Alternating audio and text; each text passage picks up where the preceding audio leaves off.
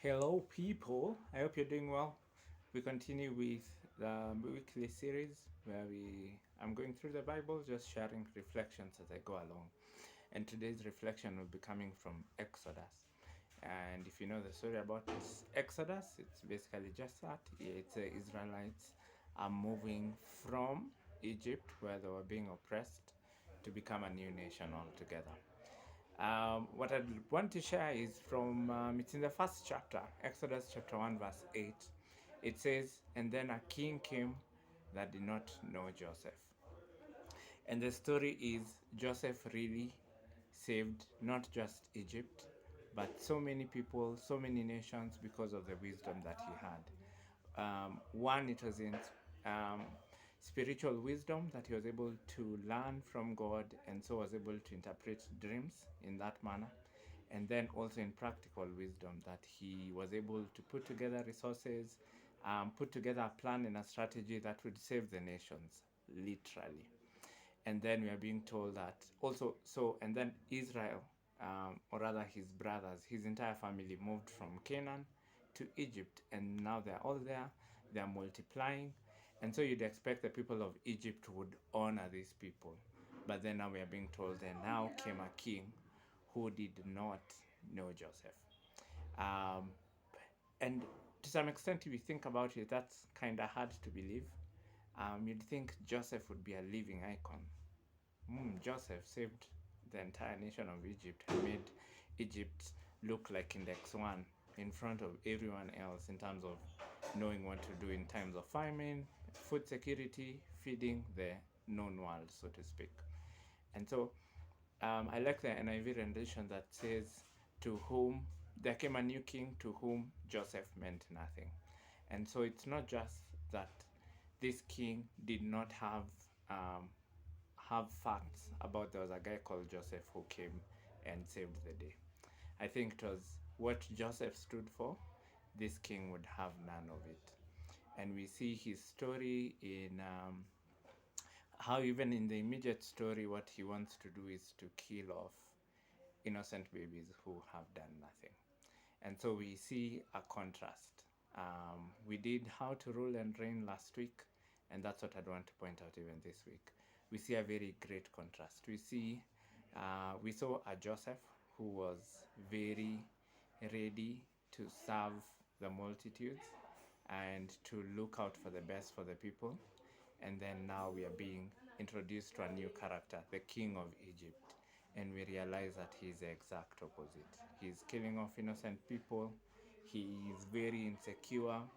And when the Israelites are growing in population, he panics and he thinks they'll be out to get him. And so he wants to murder them off and whatever.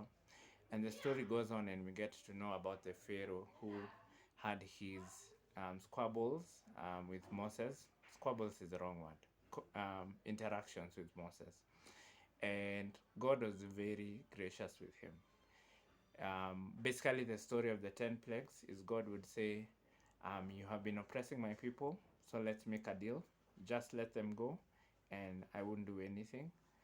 But if you don't let them go, I'll show you who's boss."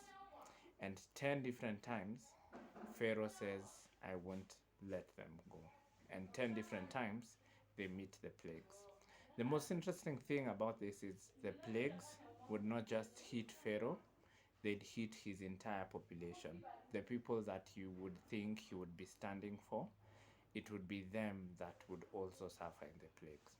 And if Pharaoh really, really, really loved his people, he would actually say, "Okay, I can see these plagues are hurting my people, so let me just give in to this, let the Israelites go, so that my people can remain well." But that's not the route that Pharaoh takes. Pharaoh, for whatever reason, sticks to his guns, even though it's causing hurt and pain and loss to many more Egyptians, his own people. And there's a contrast right there. We see there was a Joseph who was practical in his wisdom and in his leadership, and he sought the good of all people everywhere. And the contrast is with Pharaoh, who he is a leader of all people, but really doesn't care for them and just cares for himself. It's It's about him, his reputation, his ego, whatever was going on. It was definitely not about the people. It was about him and him being shown to be powerful and whatever that was. And I think the question is to all of us to ask ourselves when we are in these spaces of leadership, um, in our families, in our workspaces, and so on and so forth. Are we seeking out our own glory, or are we seeking out the glory, or rather the good, of the many people that are under us? Whenever we are thinking about decisions that we are about to make, am I seeking for my own good, or am I seeking for the people that God has brought under me? I'll quote someone I've been learning under the past couple of weeks and months. Fair gentleman by the name of Gabriel Achayo, works in different organizations that are Christian based and help in coaching and leadership, especially among young people.